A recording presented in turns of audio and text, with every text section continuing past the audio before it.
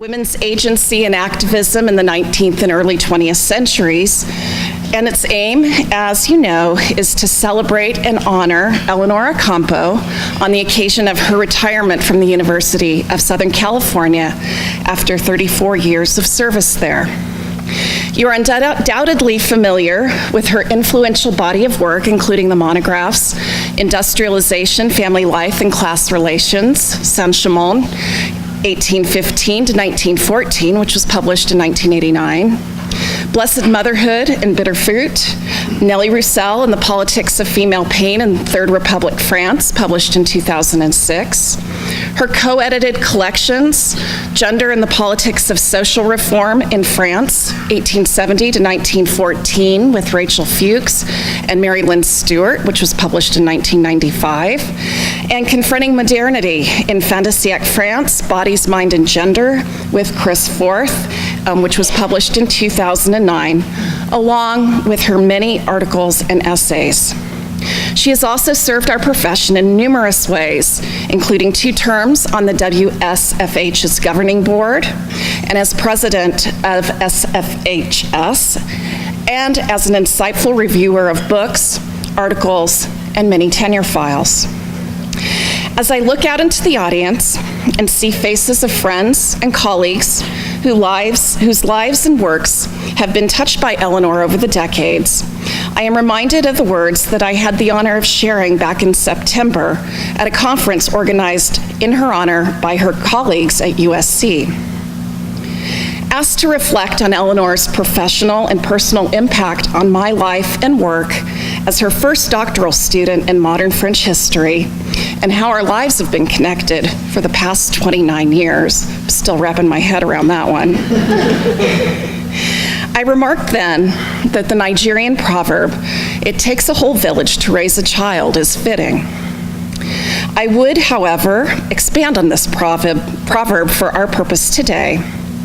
Despite the solitary nature of much of our work as historians, it truly takes a village to raise a graduate student and to raise a historian, especially one working in the academy and in women's, gender, and family history as a woman. Elinor has modeled this for me and many graduate students here at USC and elsewhere, as well as with and for her peers, many of whom are here today, and one in particular who left us too soon. She will be the first to tell you, though, with characteristic humility, that it is she who has been the beneficiary of that village. I, as many, have been blessed to have benefited from her mentorship and friendship. We and the discipline of French history are all the better for her professionalism, her humanity, and her dedication to the craft. Today, I have the honor of introducing our presenters who were mentored by Elinor before and after receiving their PhDs at UCLA, that school across town from us, and commentator, all of who have had the honor of being part of Elinor's village and whose work has been influenced by hers. I will introduce each in the order of appearance in the program. First to speak will be Andrea Mansker. Andrea received her PhD from UCLA and is professor of history and chair of women's and gender studies at Sewanee University of the South. The author of articles that have appeared in French historical studies and feminist studies and others, and her monograph, Sex, Honor, and Citizenship in the Early Third Republic France, was published by Palgrave in 2011. She is currently working on a monograph on matchmaking in the marriage market in the 19th century. It is from this project that she will be speaking with us today on the Lonely Hearts ad in Napoleon's Paris.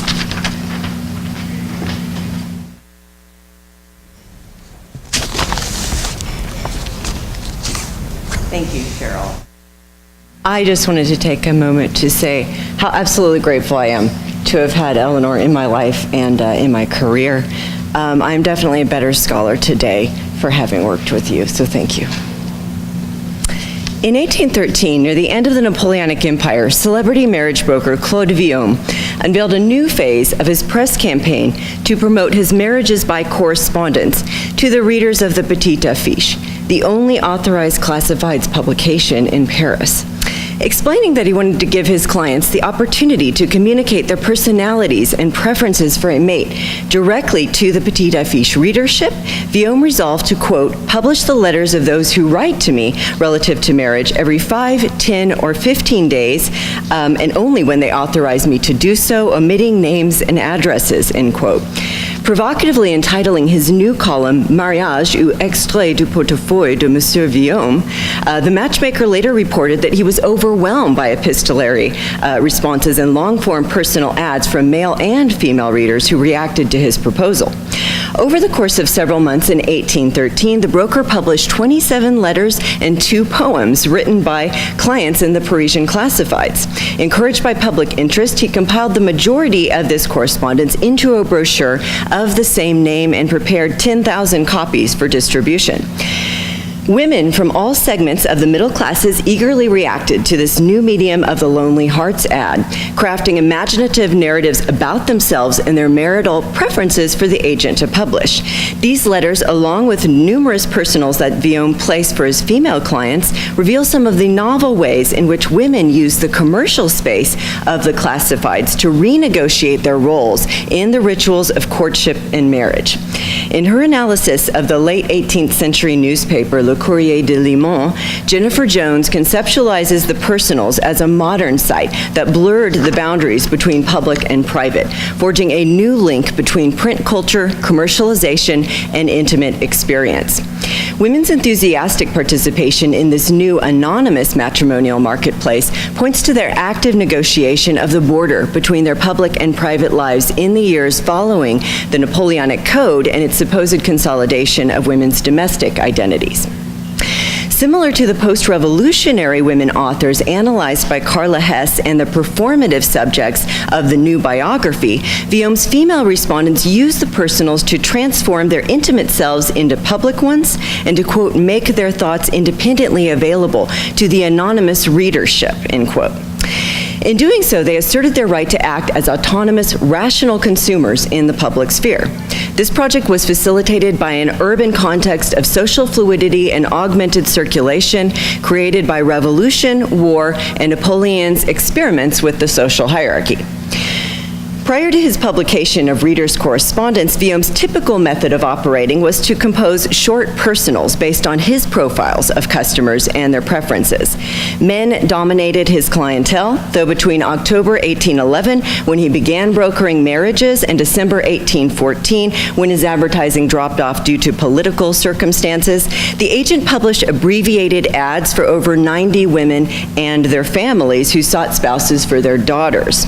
His female clients ranged in age from 16 to 56, with the average falling in the early to mid-20s and early 30s. Most women sought grooms who were 5 to 15 years older and possessed dowries ranging from 4,000 to 10,000 francs, though a considerable number of younger women boasted of assets in the 20,000 to 40,000 franc range. Seeking partners of similar economic worth to their own, these female shoppers sought husbands belonging to professions ranging from artisans, shopkeepers, clerks, and notaries, to business owners, manufacturers, landowners, and traders. Similar to the individuals who placed personals in Le Courrier de Limon in the early 1790s, many of Guillaume's male and female clients hailed from the wealthy commercial milieu of urban merchants and substantial business owners. When women or their families specified the qualities they sought in a spouse, they typically noted that the man should have an honorable job or status, and sometimes requested that he be, quote, accustomed to polite society, end quote. A survey of the broker's short-form ads suggests that those women whose letters he published in full belonged to the same middle-class social strata that typically wrote to him. But given Guillaume's concise personals that quickly listed the ages, assets, and qualities he thought most pertinent, the unedited epistolary requests by clients are much more revelatory of their gendered approach to courtship and marriage, the particular qualities and personality traits they specified in a mate, as well as their self-presentation to the anonymous readers of the Petite Affiche. The women who corresponded with Guillaume highlighted a number of themes that the agent had elaborated in his initial 1812 brochure. His marketing emphasized the important role that chance played in locating marriage partners in the increasingly crowded urban spaces of Paris. It also touted his ability to democratize marital choice. His use of the classifieds allowed him to offer a much larger selection of candidates than could clients' limited social and familial networks. Finally, in a period when most middle-class families still arranged marriages for their children, he offered men and women the opportunity to negotiate their unions independently and to shape them based on their individual tastes, needs, and desires. These were all themes that appealed to Viaume's female clients as well as his male audience, though correspondents interpreted them through a gendered lens. For example, whereas most of the agent's male correspondents could offer some property, investment income, or a steady salary, women might find themselves in more constrained economic circumstances due to their greater dependence on their families for dowries or on their own modest earnings. The broker's fanciful promise that he could accommodate all comers, and his boast of a large collection of male suitors took on new meaning for women whose humble pecuniary means limited their options on the marriage market. As one middle-aged woman who lacked a dowry but offered a modest lodging in the countryside worth 12,000 francs wrote to the agent referring to his showy ads in which he listed hundreds of male clients en masse. Quote, "You have 800 or 900 suitors. Submit this letter to them. You won't be risking much. Those whom it will not suit will laugh with you, and no one will be the worse off for it. And if ultimately nothing produces nothing, I will act as this lady of whom you spoke. I will go and allow myself to fall down on the corner of the street of chance. What troubles me is that it will not be chance which leads me there, but rather a purpose." End quote. Referring to Viaume's much-repeated personal story of how he and his wife had met fortuitously when she tripped over a cobblestone on the Rue du Hasard in Paris, this respondent declared her willingness to trust her fate to the broker, given her lack of financial means and other marital options. Suggesting that she risked little more than ridicule by submitting her spousal request to the agent, she took solace in the thought that if the broker could not find a match for her among his numerous male clients, she could take matters into her own hands. She could always find a cobblestone to trip over, and the only hesitation she had about this new method of spousal shopping was that it would not be truly random, but engineered. As this letter suggests, female readers often responded in kind to the broker's own lighthearted, humorous ad copy about love and destiny in the modern city. This correspondent even noted self-reflexively that she recognized how ludicrous her request must appear to Viaume and the publication's audience given her economic difficulties. Quote, "In writing to you, I realize that you are going to say, that is an extraordinary request. What? To have nothing? To have aspirations and base them on kindness? Quite frankly, this is eccentric behavior," end quote. Yet modesty did not prevent her from writing back to the broker after reading another Lonely Hearts letter composed by a veteran in the January 30th issue of the Petite Affiche. In contrast to this correspondent, whose missive was brief and suggested his reticence to share the private details of his life with a third party, his witty pen pal showed no similar hesitations in elaborating a public persona. She responded to the former soldier's ad as if confident that her humorous reply would be published. Quote, "Ah, Monsieur Viaume, I just read today's affiche. How I love your military man. What candor and sincerity in his confessions. He must be very kind, and I imagine that he will make an excellent husband. But what a shame that he is so demanding, or rather, how awful it is to have practically nothing. If I were in his position and he in mine, I would not cast aside the match that I would be obliged to take," end quote. Confidently seeking to persuade the veteran to consider her as a viable candidate despite falling short of his monetary requirements, she responded to his letter line by line, describing what exactly she liked or did not like about his profile. While praising his Rousseauian candor and simplicity, she then noted that it was a pity he was so demanding in his insistence on a fortune equivalent to his own. By using this modern medium to find a mate and by assuming such an assertive manner in her transactions with the agent's male clients, this female reader adopted an active role in the courtship process, violating gender norms in which women were expected to wait passively and modestly to be selected by men. In fact, the playful tenor of her correspondence, her self-assurance in her writing style, and her persistence in appealing beyond Viaume to the readers of the Petite Affiche suggest that finding a mate may not have been the main purpose of her letters. Rather than dwell on her potential contributions to the Union or insist that she could fit the profile the former soldier outlined, she scolded him and used his request mainly as a pretext to describe her own character and tastes for the paper's audience. Quote, "I possess all of the sentiments of honor and integrity to the highest degree. I do not like to be dominated, but I am not at all haughty. One thing about my disposition that is difficult to describe is that I have a lot of character. I do enough of what a husband wants, and afterwards, I love quietly. I believe that we enjoy happiness more by not tyrannizing the object of our affection," end quote. Taking advantage of the personals to specify her belief in the revolutionary ideal of egalitarian companionate marriages, she clearly suggested that she was not willing to play the outdated role of the submissive wife to the despotic old regime husband. A union based on the patriarchal prescriptions of the Napoleonic Code was also clearly not what she had in mind. Despite her undesirable position in the matrimonial marketplace, she implied that she would rather not marry at all than bow to a domineering husband who expected obedience from her. Indeed, she did not even seem interested in fulfilling a domestic role as a household manager, noting flippantly that I do enough of what a husband wants. Though she proclaimed herself an adherent of a matrimonial bond in which mutual affinity and respect played the largest role, her real purpose in writing these letters seems to have been to render her political views on marriage public and to assert her own right to act as an independent and desiring consumer in the new matrimonial marketplace. Another female respondent who took up Viaume's invitation to reflect on her personal needs and desires for a spouse and who spoke of her preference for a marriage based on reciprocity over the arranged union came from a well-educated but seemingly penniless 23-year-old. She boldly stated that she was, quote, born with a soul of fire, a sensitive heart, a fiery imagination, pride, a sense of justice, and an inexhaustible courage in the face of adversity, end quote. Highlighting her expectation for a husband who, quote, knows how to appreciate me and invest his pleasure in making me happy. End quote. This reader similarly turned to the personals in order to find a spouse who could accommodate her strong personality rather than identify a protector or a soulmate.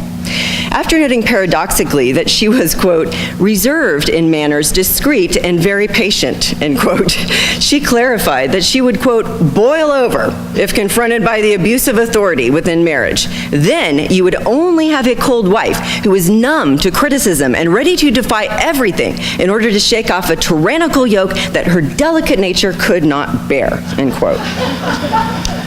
Many female readers thereby conceptualize marriage as a freely chosen mutual pact that could be broken by either party. This recalled the liberal revolutionary legislation on the family, most notably the far-reaching 1792 divorce law, rather than the civil code, which restricted the grounds for divorce and implemented a double moral standard on adultery. By instituting the community regime of marital property and specifying that the conjugal unit should speak with a single voice under the husband's direction, the code created a contract of non-conflictuality, according to Suzanne Desson, which demanded that spouses avoid even the appearance of negotiation or compromise between them.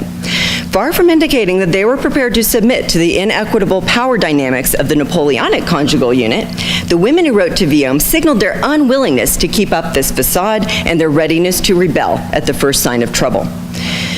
Some female respondents used the marriage ad not only to contemplate more independent roles in the courtship process, but to imaginatively project themselves into teeming urban spaces where they might encounter a mysterious suitor by happenstance.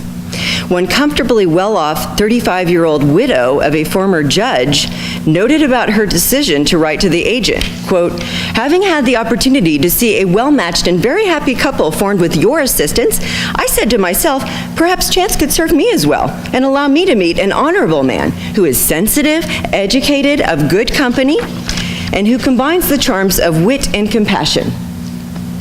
Perhaps I'm only indulging in a pleasant dream, but no matter, let us attempt to achieve it, end quote. This reader of upper middle class standing did not necessarily have a financial need for remarriage, and given her status as a widow, might be expected to act more pragmatically when considering a second husband, though beginning her letter by recognizing the reality that the broker had successfully matched a friend of hers, she used those testimonials as a springboard to fantasize about the possibility of meeting a man who was not only wealthy, as she states later in the letter, educated and witty, but who was also one of the new men of sensibilité who appeared in numerous novels, plays, and legal briefs from the late 18th century. Taking advantage of the new mechanism of the personals to blur the lines between illusion and reality, she imagined that though her preferred husband might be a chimera, there was a possibility that the miracle-working matrimonial agent could bring him to life. Female clients such as this one were not simply attracted to the idea of autonomously selecting their marriage partners and shaping unions to their liking. They were also drawn to the broker's offer to arrange elaborate chance encounters in anonymous locations around the city before committing to reveal their identities to the other party. In his 1812 pamphlet, the agent claimed he could orchestrate random sightings in public locations, such as his office or the theater, where each person could size up the other one before deciding whether to pursue the relationship, assuring readers that a respectable woman was perfectly safe visiting his office unaccompanied because she, quote, knows that people come here for all kinds of business and that no one will be able to guess what brings her to my office, end quote. Guillaume piqued his audience's curiosity and allowed female and male clients to shop incognito before making their selections. This widow's letter demonstrates the extent to which readers of both sexes were drawn to the pleasurable, commodified, and individualistic ideal of love at first sight in the congested and impersonal city. As she elaborated on her preferred random collision with a suitor on the streets of Paris, quote, I intended to write to you for a long time, but I was always stopped by the thought of the difficulties that must be involved in making such an acquaintance without compromising myself. I recently read the excerpt of your brochure on marriages, and I saw that it was possible to learn about the proposed match without revealing my own identity. This convinced me. Now there is a reliable method to speak to one another, to listen to each other, to judge the man's wit and appearance without any risks. A domino or a loose cloak with a mask, for example. A masked ball seemed like an easy thing to me, end quote. In picturing herself at a masked ball where identities were hidden and ambiguous, this reader was not simply thinking of Guillaume's pamphlet, but of the large corpus of popular plays about marriage in this period that highlighted the improbable themes of love at first sight and love that is put to the test by circumstances often related to war. One typical play of this genre, entitled Les Projets de Mariage, which debuted in 1798 at the Théâtre Feydeau and was reprinted a number of times prior to 1838, told the story of a young widow named Rosaline who suddenly found herself lost amidst a large crowd while attending a ball in Florence. Jostled and harassed by cheeky men in the assembly, she met a young stranger of impeccable manners who protected her from her harassers. Though they shared only a brief amount of time together at the dance, Rosaline remembered him with fondness, and when he was finally revealed to be an officer from an honorable family, they married. A similar theme of premarital sociability in anonymous spaces in the city can be found in the 1806 play Le Mari Complaisant, in which a young woman of 18 eludes her 60-year-old guardian to flirt with a young officer at a concert.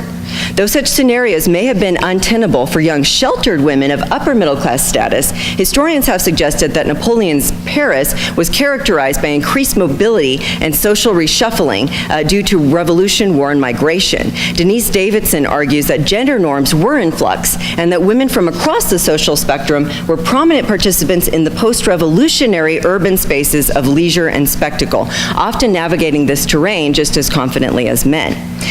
And Verjeux maintains that playwrights of romantic comedies in this era conformed their scenarios to the new legal realities of the civil code, which required marital consent from both the parents and the young betrothed individuals. Authors imagined a compromise position based on the code that permitted young people the possibility of falling in love with a stranger in the urban environment, but suggested that their choice always magically aligned with that of their parents for a socially homogamous match. Yet very little work has been done on the real-life experiences and courtship practices of men and women in post-revolutionary Paris.